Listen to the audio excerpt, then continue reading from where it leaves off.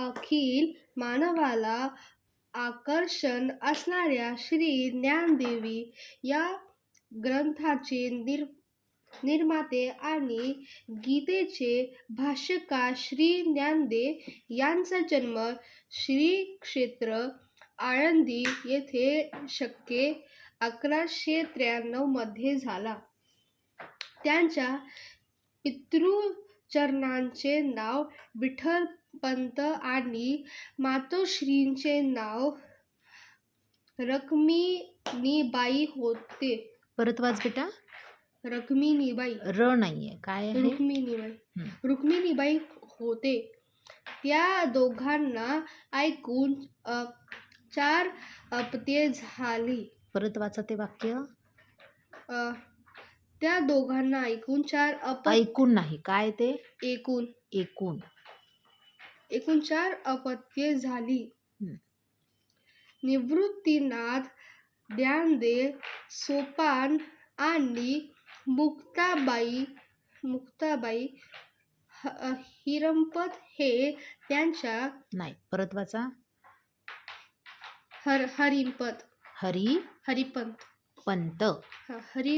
हरिपंत हे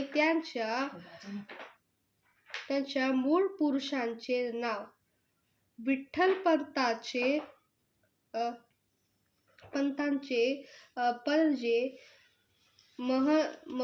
पणजे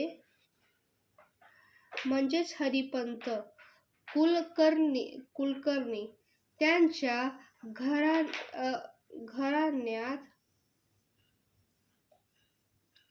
घराण्यात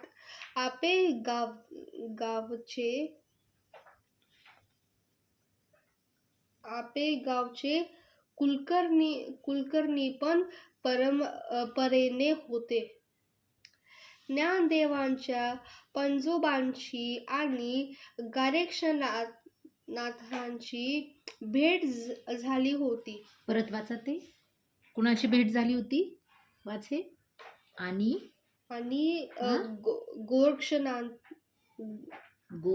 गोरक्षनाथांची वाचा परत एकदा. गोरक्षनाथांची भेट झाली होती. त्यांना अनुग्रह प्राप्त झाला होता. ज्ञानदेवांच्या सदाचारसंपन्न परत वाचा.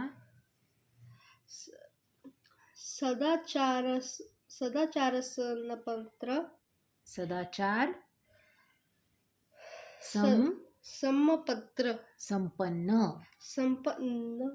नला न आहे. सदाचार संपन्न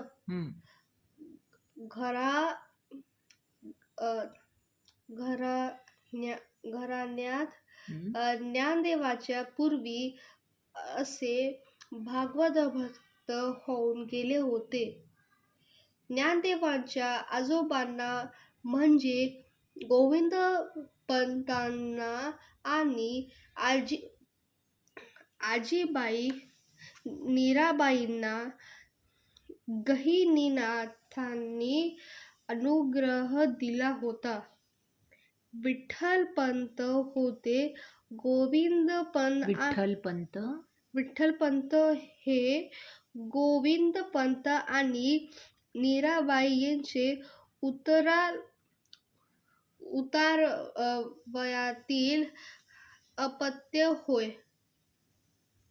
ज्ञानदेव आईकडूनही अत्यंत सधन सदाचारसंपन्न आणि ख्यातनाम घराण्यातील होते. ज्ञानदेवांचे आजोबा, आईचे वडील साधो नाहीये, काय आहे? सिद्धोपंत कुलकर्णी यांच्याकडे आळंदी, चाकण आणि 24 गावांचे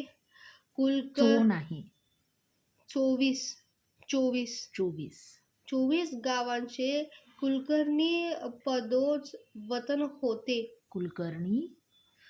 कुलकर्णी पदोच. प पदोच. बघ नीट वाच. पदोच. पदाचे. हं. परत वाचा ते शब्द. कुलकर्णी पदाचे वतन होते. हं. ज्ञानदेवादी भावंडे ज्या काळात होऊन गेली तो काळ स्थिती अत्यंत आगळी वेगळी आणि विलक्षण होती. हं. दोन सदाचारस्पर्ण आपलं 3दा आलाय हा शब्द. वाच परत एकदा. हं? सदाचारसपन्न संपन्न. सदाचार संपन्न हं. भगवद भक्तीत हं. रंगलेल्या हं. घराण्यांच्या तो रंगलेल्या. घराण्यांचा हं. तो संबंध होता. हं. विठ्ठलपंतांचा विठ्ठलपंतांना. हं. बाळवयात हं. चार नाही. 4 हं. शास्त्रांचे हं. वेद उपनिषदे हं. व्याकरण हं. काव्य यांचे हं. घेड नाही. मिळाले. धडे मिळाले होते. हं. ते लहान वयात सर्व शास्त्रांत हं. पारंगत झाले होते. हं. जन अनुभवांसाठी विविध देशांत पर्यटनासाठी जाण्याचा त्यांना प्रसंग आला होता. हं.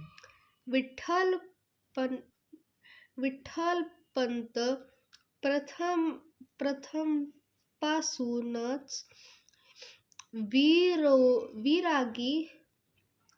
विरागी वृत्तीचे होते. माता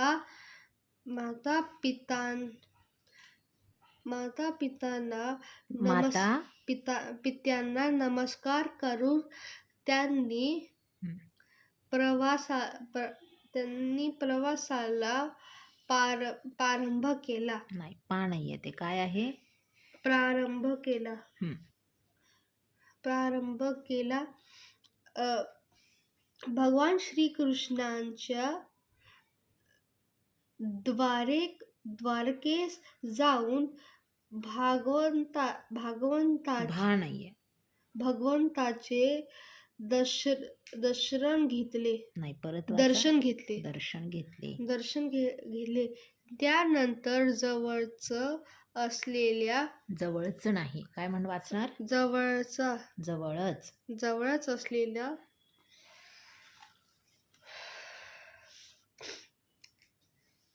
तीर्थात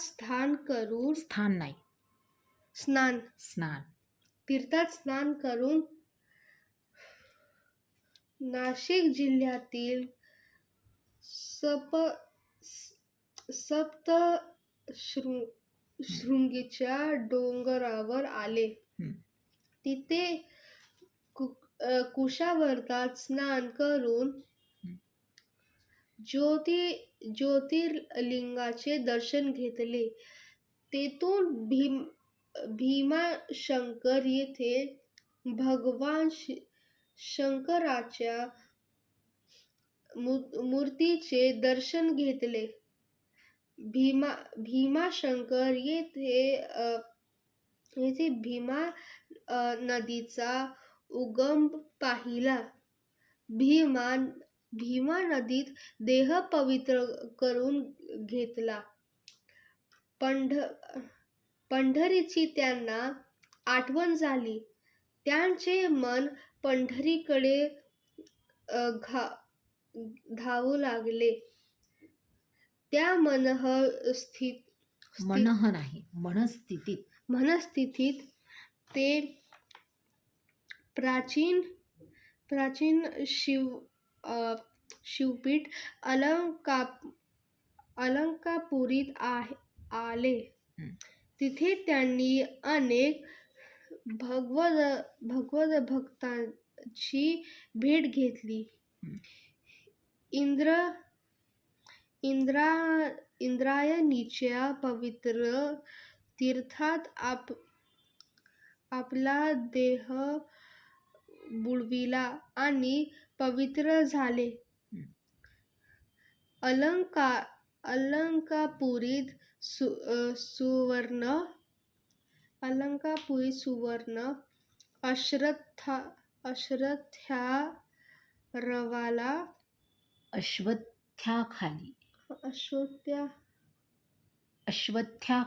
अश्वत्थाखाली ते नित्यनेम करीत असत.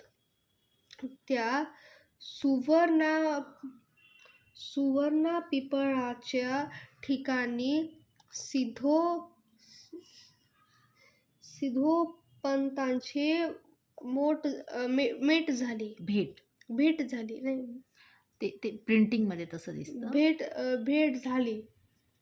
त्यांच्या विलक्षण व्यक्तिमत्वाने सिद्धोपंत भारावून गेले. मोठ्या प्रेमाने त्यांनी विठ्ठलपंतांना घरी भोजनासाठी पाचारण केले.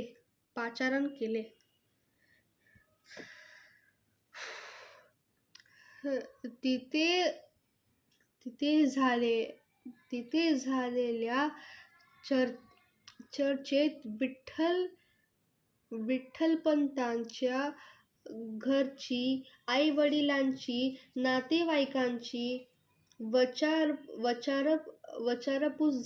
झाली. परत वाचा ते शब्द. विचारपूस झाली. विठ्ठलपंतांचे व्यक्तिमत्व सिद्धोपंतांच्या अंतःकरणात ठसले. तीर्थयात्रेचा हेतू विचारला गेला. आपला जावई करण्यास योग्य स्थळ आहे हे मनात योजून ठेवले. कन्या रुक्मिणीस योग्य वर आहे असा संकल्प त्यांनी मनात सोडला. विठ्ठलपंतांचा मुक्काम घरी ठेवून घेतले. त्या रात्री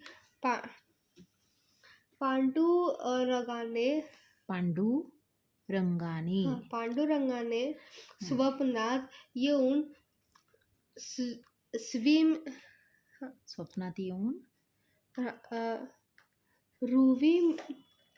रुक्मिणीचा प्रिंटिंग मिस्टेक. रुक्मिणीचा विठ्ठलपंतांबरोबर सालंकृत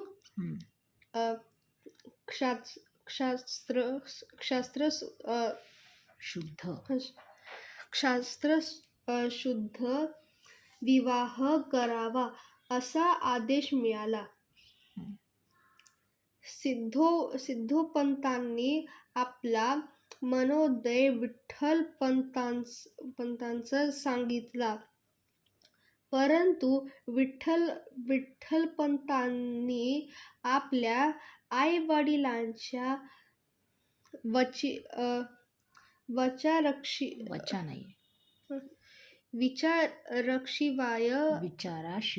विचाराशिवाय आपण काही करणार नाही. शिवाय आपण यात्रेस चाललो आहोत असे सांगितले.